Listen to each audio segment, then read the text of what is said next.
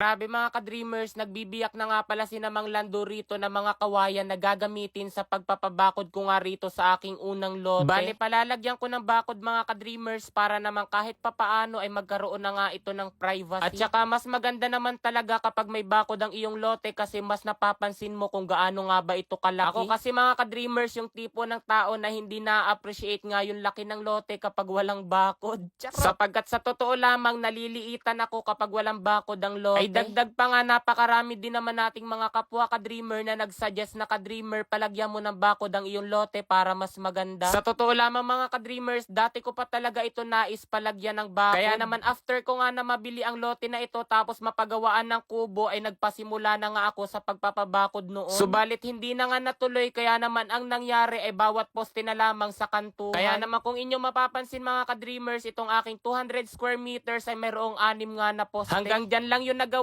noon sapagkat nagbago na nga ang aking isip. Kasi ang akala ko nga mga ka-dreamers, dito ako makapagtatayo ng aking dream house. Pinaplano na kasi mga ka-dreamers yung bahay na aking ipatatayo pero hindi nga rito kundi doon sa aking bagong lote na binili na malapit sa kalsada. Nang tinanong ko kasi si mama kung saan nga ang gusto niya na magpabahay ay doon nga ang mas nais niya. Para kasi kay mama ay higit nga na mas maganda roon. Sapagkat ito nga ang aking unang lote na pinababakuran ngayon ay nasa 200 square meters ang layo sa main road. Kaya kung mapapansin ninyo mga ka-dreamers, yung dinaanan ko nga kanina ay medyo lubak-lubak bandang alas 9 na nga pala ng mga sandaling ito kaya naman bumili na ako ng merienda para sa mga nagtatrabaho at nanghiram na rin ako ng water jug sa restaurant. Nalimutan ko kasi mga ka-dreamers magdala nga ng inumin dito sa kubo. Kaya naman bumili na lamang ako ng tubig tapos hiniram itong water jug at bumili na rin ng yelo para mas malamig ang iinom. Bale dito nga pala sa bahaging ito mga ka-dreamers ilalagay nga ang pinto. Medyo pinalakihan ko na rin para kapag nakabili na ako ng 4 wheels ay kasya riyan.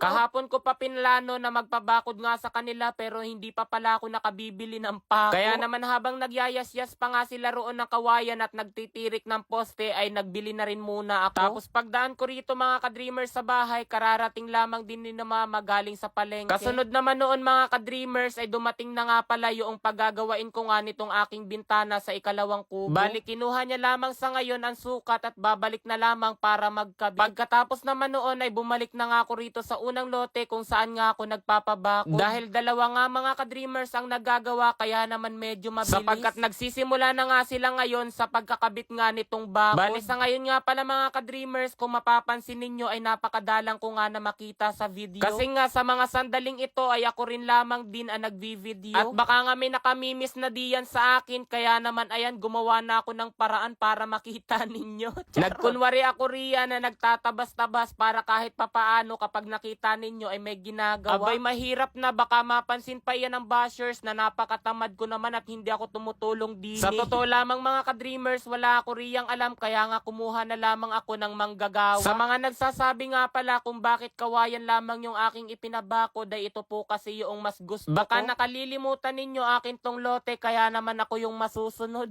Feel ko kasi mga ka-dreamers kapag kawayan mas appropriate siya dun sa aking bamboo house. Kumbaga para sa akin mas malakas ang dating kapag kawayan ang aking ipinabakod dito sa kubo. Dami ko pa talagang sinasabi sa inyo pero ang totoo nanghihinayang ako sa gagastusin.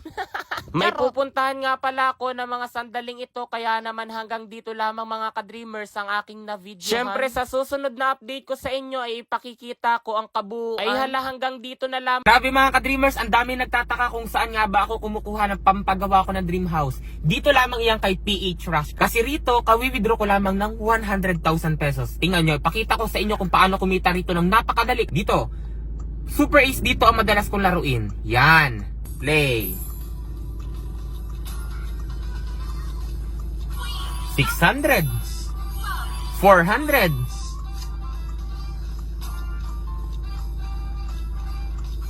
6,000. Sabi ko sa inyo madali. 8,000. Sabi ko sa inyo madali lang dito. Ayan 15,000 agad 600. 16,000. 6,000. Hoy, 40,000. 4,000. 5,000. Grabe. 3,000. Ganyan dito sinasabi ko sa inyo, 16,500. Ganyan, 6,000. Ganyan kabilis dito. Kaya yan ang sinasabi ko sa inyo. Grabe. Wow, 6,000. Grabe, nadis. Ayan, isa pa. 614. Yan, 164,000. 164,000, grabe mga ka-dreamers, di ba? Napakalaki. Kaya rito kay PHrush, napakadali lamang ng pera. Nasa comment section lang ang link kung nais nyo rin kumita ng ganitong kalaki. Ayan nga, oh, kawi-withdraw ko lang na malaki. Woo! Mag-register at mag-deposit, ilagay sa comment section at ang screenshot para manalo rin kayo sa akin ng 1,000 pesos.